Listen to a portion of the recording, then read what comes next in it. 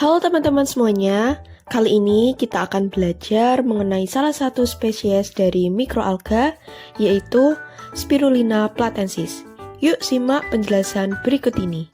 Spirulina merupakan mikroalga yang mengandung protein tinggi sekitar 55-70% dan sebagai sumber mikronutrien. Pada tahun 1976, Spirulina platensis sengaja dipilih oleh sumber makanan masa depan oleh International Association of Applied Microbiology. Beberapa sumber bahan pangan seperti jamur dan bakteri mikroorganisme mempunyai kadar protein yang sangat tinggi, sehingga disebut sebagai protein sel tunggal atau PST. Morfologi dari Spirulina platensis. Nah, Spirulina adalah jenis Cyanobacteria atau bakteri yang mengandung klorofil dan dapat bertindak sebagai organisme yang bisa melakukan fotosintesis untuk membuat makanan sendiri. Lalu bentuknya itu spiral, mengandung vicocyanin tinggi sehingga warna itu cenderung hijau biru. Spirulina dapat tumbuh dengan baik di danau, air tawar, air laut, dan media tanah. Spirulina juga memiliki kemampuan untuk tumbuh di media yang mempunyai alkalinitas yang tinggi, di mana mikroorganisme lainnya tidak bisa tumbuh dengan baik dalam kondisi ini. Lalu suhu terendah untuk Spirulina platensis untuk hidup itu 15 derajat Celcius, dan pertumbuhan yang optimal adalah 35-40 derajat Celcius. Siklus hidup Spirulina platensis yaitu proses reproduksinya disempurnakan dengan fragmentasi dari trikoma yang telah dewasa. Nah, siklus hidup spesies ini terjadi secara aseksual atau pembelahan sel, yaitu dengan memutus filamen menjadi satuan-satuan sel yang membentuk filamen baru. Ada 3 tahap dasar pada reproduksi Spirulina platensis ini, yaitu proses fragmentasi trikoma, pembesaran dan pematangan sel hormogonia, serta perpanjangan trikoma. Nah, selanjutnya, trikoma dewasa dapat dibagi menjadi filamen atau hormogonia. Dan sel-sel di hormogonia ini akan meningkat melalui pembelahan biner, tumbuh memanjang, dan membentuk spiral. Nah, siklus reproduksi mikroalga tersebut itu berlangsung melalui pembentukan hormogonium yang dimulai ketika salah satu atau beberapa sel yang terdapat di tengah-tengah trikoma yang mengalami kematian dan membentuk badan yang disebut cakram pemisah berbentuk bikonkav. Sel-sel mati yang disebut nekrida tersebut akan putus dengan segera.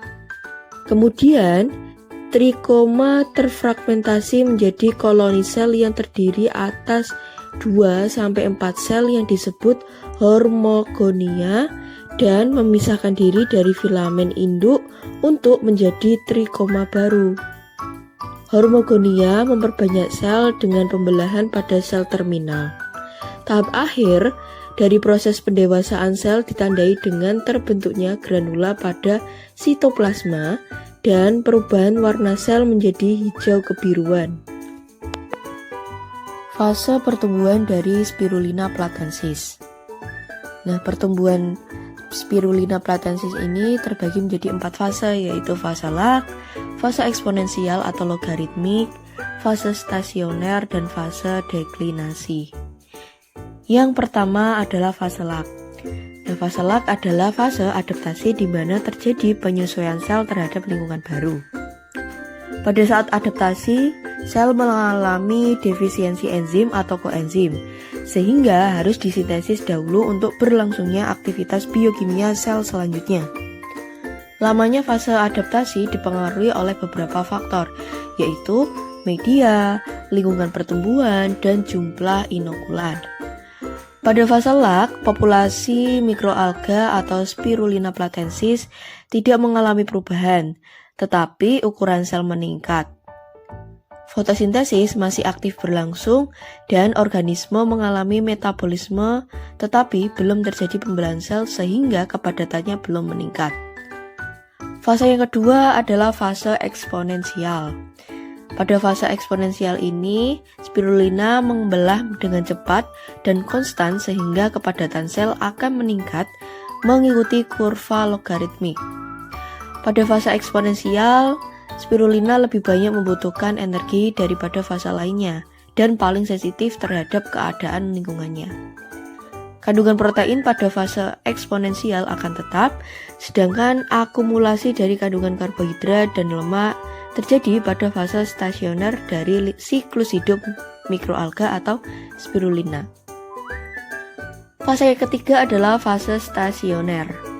Nah, fase stasioner ini merupakan fase dengan pertumbuhan yang mulai mengalami penurunan dibandingkan fase eksponensial.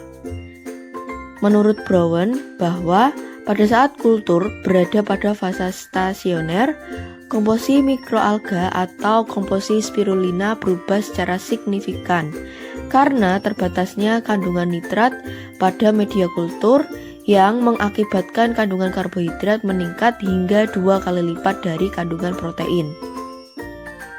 Kandungan karbohidrat total meningkat sesuai dengan umur dari kultur mikroalga atau spirulina.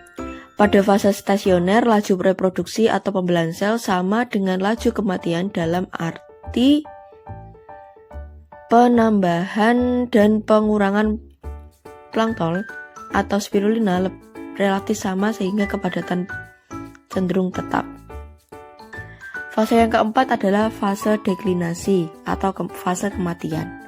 Nah, fase deklinasi atau fase kematian merupakan fase ketika terjadi penurunan jumlah atau kepadatan mikroalga. Kematian sel dapat disebabkan oleh mulai berkurangnya nutrisi yang tersedia sehingga tidak mendukung pertumbuhan sel, penurunan kualitas air, dan akumulasi metabolit. Akibatnya, laju kematian dari sel lebih besar dibandingkan dengan laju pertambahan sel. Manfaat Spirulina platensis. Spirulina platensis memiliki berbagai manfaat kesehatan yang membuatnya menjadi pilihan populer sebagai suplemen nutrisi. Nah, manfaat tersebut adalah yang pertama, sumber protein tinggi.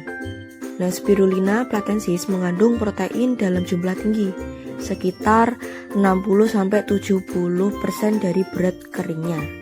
Hal ini menjadikan sumber protein yang sangat baik, terutama untuk mereka yang memiliki diet vegetarian atau vegan. Manfaat yang kedua yaitu kandungan nutrisi yang kaya. Nah, spirulina mengandung berbagai vitamin dan mineral esensial, termasuk vitamin B kompleks, zat besi, magnesium, kalsium, dan beta-karoten. Nutrisi ini penting untuk menjaga kesehatan umum tubuh. Manfaat yang ketiga adalah antioksidan. Spesies spirulina mengandung antioksidan seperti picosanin yang dapat membantu melawan radikal bebas dan mendukung perlindungan sel-sel tubuh dari kerusakan oksidatif. Manfaat yang keempat adalah dukungan sistem kekebalan tubuh. Nah, kandungan nutrisi dan antioksidan dalam spirulina ini dapat membantu meningkatkan sistem kekebalan tubuh, membantu tubuh melawan infeksi dan penyakit. Manfaat yang kelima yaitu peningkatan energi.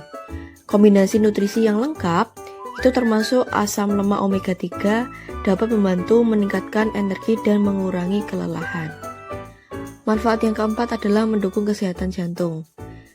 Nah, spirulina platensis ini dikaitkan dengan penurunan kadar kolesterol dan tekanan darah yang dapat mendukung kesehatan jantung. Demikian pembahasan kita kali ini. Sampai jumpa di video berikutnya.